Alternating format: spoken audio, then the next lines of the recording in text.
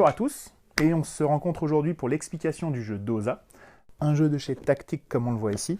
Dosa qui est un jeu de palais d'intérieur, à l'instar du palais vendéen ou du palais breton pour ceux qui connaissent, où là il va falloir lancer des palais, on en aura 3 à lancer chacun sur des plateaux qui seront numérotés de 2 jusqu'à 5, dans l'objectif de faire un maximum de points, en tout cas plus que vos adversaires, pour pouvoir gagner la partie.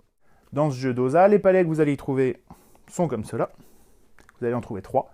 Et il va falloir que vous réussissiez à lancer les palets sur les plateaux pour marquer un maximum de points. Sauf que marquer des points, c'est bien, sauf que seulement, c'est pas si simple. Il va falloir réussir à lancer les palets sur ces plateaux et à les faire tenir en place. Le palais, quand j'utilise le mot Mac Drop ou quand j'utilise le mot Slap, c'est tout simplement que quand vous allez lancer le palais sur le plateau, vous allez voir votre palais qui va s'arrêter net en place, sans bouger. À ce moment-là, vous allez marquer le nombre de points du plateau. Et ça, c'est cette action-là, on appelle ça Mac Dropper ou Slapper.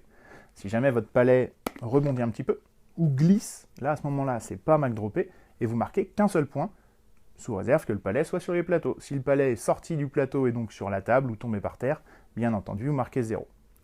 Si jamais votre palais se retourne sur un de ces plateaux, c'est comptabilisé quand même comme un point, puisqu'il n'aura pas slappé, mais il sera sur le plateau, donc ce sera compté. Et s'il se Mac Drop ou s'il se slap en plein milieu de ce plateau, donc dans le cercle blanc, là, vous allez marquer le nombre de points du plateau multiplié par 2. Donc, comme vous pouvez le voir sur ces plateaux, qui sont numérotés 2, 3, 4 et 5, le score maximum que vous pourrez faire, ce sera donc 28 points. 2 palais dans le cercle du 5, donc 10 plus le dernier palais dans le cercle du 4, 8, donc 28 points, ce qui est le score maximum. Ça fait un petit moment qu'on le présente, jamais personne n'a réussi à le faire, maintenant ça vous fait un petit challenge. Ce qui est bien avec ce jeu, c'est que c'est un jeu intergénérationnel. Vous allez pouvoir jouer en famille. Alors il va être préconisé à partir de 6, 7, 8 ans, minimum, pas les enfants plus petits ne pourront pas réussir à jouer. Et après, il n'y a pas d'âge limite. Comment vous allez jouer? Vous allez avoir, chacun votre tour, 3 palais à lancer. Ces palais, pour pouvoir les lancer, vous allez vous mettre à 1 mètre minimum. Si vous préférez jouer de plus loin parce que vous pouvez les lancer plus fort, vous avez tout à fait le droit. L'important, c'est que tous les joueurs se mettent à la même distance. Sauf s'il y a des plus jeunes, auquel cas on peut les faire jouer de plus près. Il y a des règles types. Maintenant, vous pouvez les adapter ou les réadapter en fonction des personnes qui y jouent. Donc ces fameux palais que vous allez avoir à lancer chacun votre tour, vous allez les lancer sur les plateaux. À chaque lancer, on laisse le palais où il est et on va les lancer les 3 à la suite. Une fois que vous avez lancé vos 3 palais, vous comptabilisez vos points, vous notez ça sur le petite fiche de score, vous passez les palais à votre voisin qui les lance à son tour, etc., etc.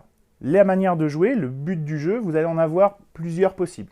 La règle type que vous allez trouver dans la règle en elle-même, c'est vous lancez 5 fois chacun, ces 3 palais, donc 15 palais à lancer, et celui ou celle qui a le plus gros score gagne la partie. Deuxième possibilité de règle de jeu, vous avez aussi la possibilité de dire le premier rendu à 30, 40 ou 50 points gagne la partie. Auquel cas, c'est le même nombre de palais chacun, et le premier qui atteint ce score, ou s'il y en a plusieurs, celui qui atteint le plus haut, gagne la partie. Dernière possibilité aussi de règles, c'est une liste non exhaustive, vous pouvez en rajouter d'autres et les inventer, nous les envoyer après chez Tactique, on se fera un plaisir de les démontrer en vidéo également. À ce moment-là, vous pouvez lancer les palais sur les plateaux, en sachant qu'il faudra que vous mettiez un palais qui se slap ou qui se Mac Drop dans le cercle du 2, puis dans le cercle du 3, puis dans le cercle du 4, puis dans le cercle du 5, puis enfin revenir, 4, 3, 2, et le premier qui réussit à revenir sur le plateau initial gagne la partie et est déclaré vainqueur. Pour lancer le palais, ce jeu s'est inspiré d'ailleurs du palais vendéen, du palais breton qu'on connaît beaucoup en France, qui nécessite une manière de le lancer bien spécifique, bien particulière. Là, dans ce jeu-là, on peut le lancer de la même manière que ces palais-là, sauf qu'il faut que pour que le palais slap ou Mac Drop, il faut que ce palais tombe réellement à plat. Ce palais n'est ni aimanté, ni magnétique, il n'y a pas de colle non plus. C'est un palais concave, un peu dans le système d'une ventouse, et donc quand le palais va tomber à plat sur le plateau, il va y avoir une rupture d'air et du coup, le palais va rester en place. Ce qui fait qu'il slap ou il Mac Drop. Donc pour pouvoir réussir à lancer ce palais et à le faire tenir net sur le plateau, il va falloir que vous le fassiez tomber à plat. Et pour pouvoir le lancer comme il faut, ce qui est préconisé, c'est de le lancer avec un pouce dessus, 2 doigts dessous, et vous allez le lancer un peu comme un frisbee. Vous le lancez en le faisant tourner de manière latérale, et le palais, quand il va tomber sur le plateau, il va rester net en place.